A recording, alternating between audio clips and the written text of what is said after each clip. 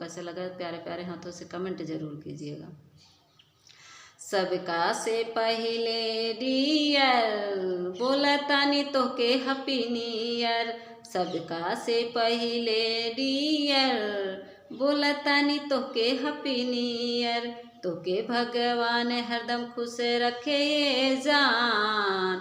तो के भगवान हरदम खुश रखे ये जान। कबहू न आवे दुख तोरे नियर।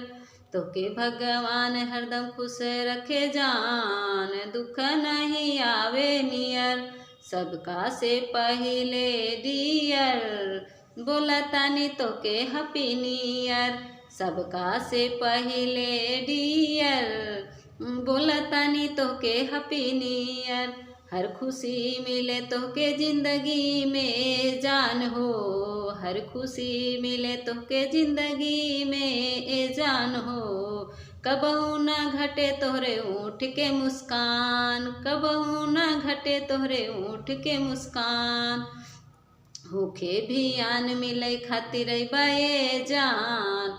होखे भी आन मिले खातिर बाए जान। तो के सूत फेनी पियाए। होखे भी आन मिले खातिर बाए जान। तो के सूत फेनी पियाए। जान लगी जाए तो के हमरो उमरिया। जान लगी जाए तो के हमरो उमरिया। जिंदगी दुख सब भागे संवरिया। जान तो के लगी जाए हमरो उमरिया। जिंदगी से दुख सब भागे संवरिया। जिंदगी सब भागे संवरिया। सबका से पहले तो के सबका से पहले डियर बोला तानी तो के हैप्पी न्यू ईयर।